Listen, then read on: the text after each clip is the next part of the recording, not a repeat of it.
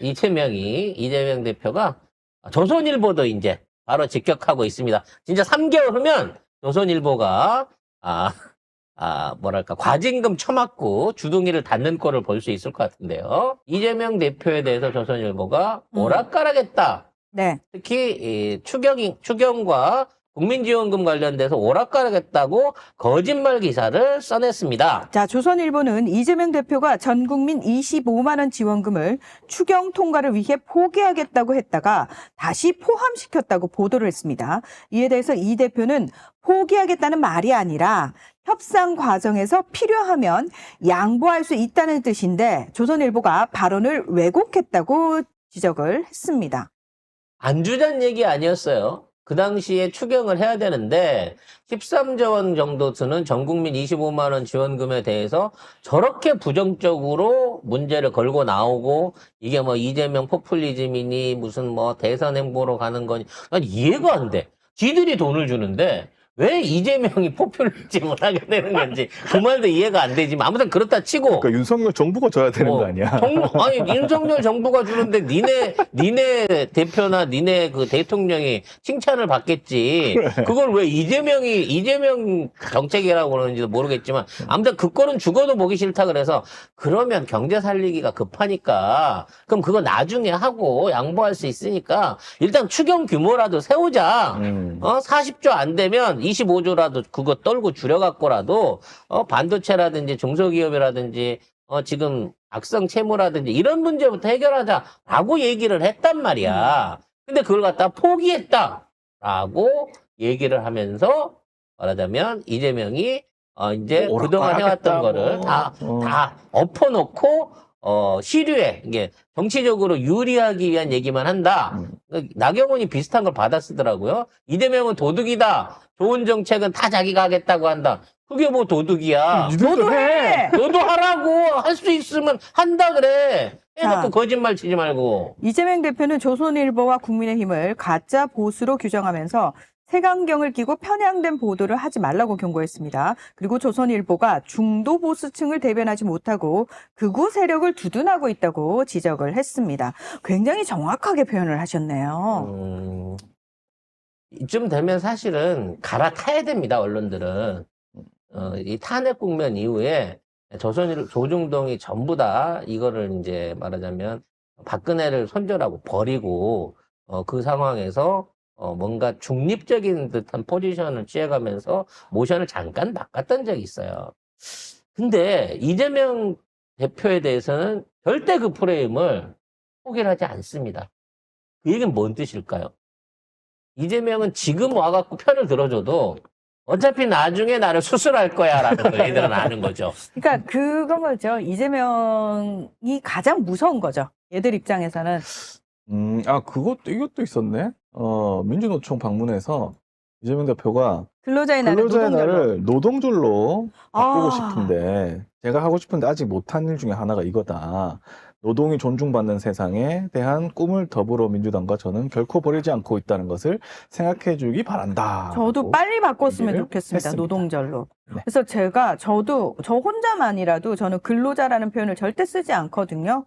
노동절로 계속 얘기를 하고 있고, 그다음에 지금 독일에서 총선이 열렸어요. 어제 열렸는데, 기독사회당, 그다음에 기독민주당이라고 하는 예전에 앙겔라 메르켈 총리의 정당, 그 연합이 일당이 됐어요. 근데 그 언론들을 잘 찾아보시면은 중도 보수라고 표현한 언론이 있고요.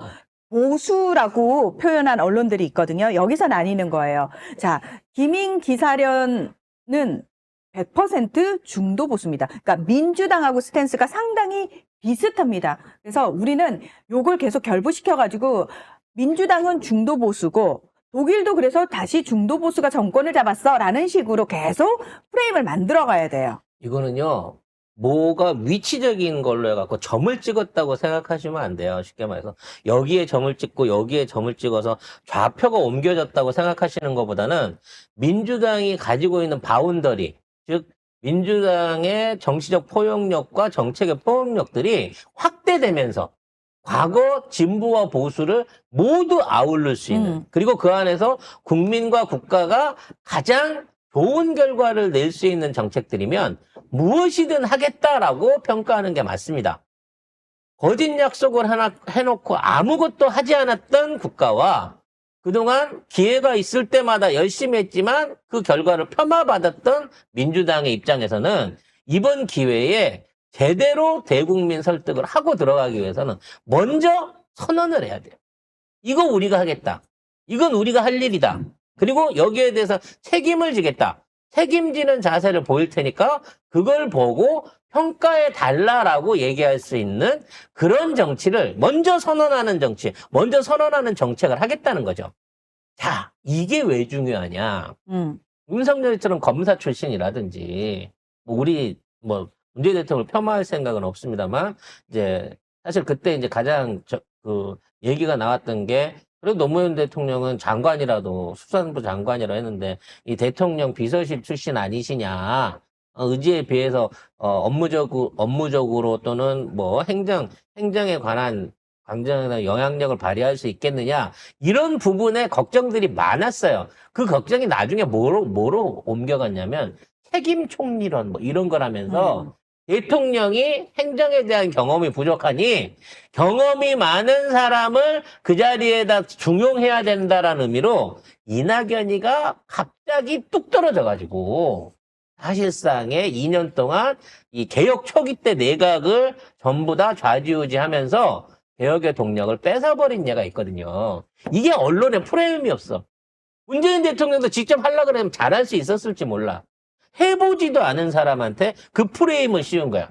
외교나 이런 거는 잘하실 수 있을지 모르겠지만 아무래도 행정이라든지 이 내치는 아무래도 책임총리 전문적인 사람한테 맡겨야 되지 않겠습니까? 라고 하면서 이낙연의 사이즈를 확 키우고 거기다 몰아 넣어가지고 결국은 그 영향력 하에서 초기에 빨리 이뤄냈어야 될 박근혜 그룹들의 청산과 검찰개혁을 결국 못하게끔 끌어막았단 말이지. 그 프레임을 이재명한테 똑같이 씌우고 싶지만 이재명은 그걸 씌울 수가 없어. 그걸 씌울 수 대한민국의 정치인, 행정조직, 정치인을 행정시장직을 다 떠나가지고 대한민국에서 가장 위대한, 가장 큰 성과를 오랫동안 만들어내갖고 인정받은 행정가이자 정치인이란 말이야. 행정가로서 시장부터 시작해서 도지사를 거쳐갖고 지금의 위치에까지 오는 동안, 반쪽짜리 보궐위원회에서 당대표에 당선이 되고 대선에서 아깝게 졌지만 그 후에 총선을 이끌어서 지금과 같은 대승을 이뤄내는 이걸 단기간에 해낸 그것도 남의 빚 없이 개파 없이 이거를 단기간 안에 개인의 힘에 가까운 개인의 지지력에 가까운 걸로 해낸 그런 정치가가 행정가가 어디 있냐고. 거기다 지금 상대방에서 누굴 갖다 빗댈 거야. 그러니까 이재명이 들어온 거죠. 이재명이 하겠다는 데 대해서 자기들이 뭔가 뚫고 들어갈 뭔가 사전에 꽂고 들어갈 커넥션이 없기 때문에 이제 제가 되면 그동안 내가 잘못해왔던 놈들은 다 죽었다라고 걱정을 할 수밖에 없는 겁니다. 그래서 잘 지켜야 돼요, 우리는. 이러한 진짜 천연기념물 같은 정치인이랑 행정가를 전 세계 어디서도 만나볼 수가 없습니다. 서울대 아니라고요? 20세 독학으로 대학 나와서 8개월 만에 사법고시 패스한 사람이에요.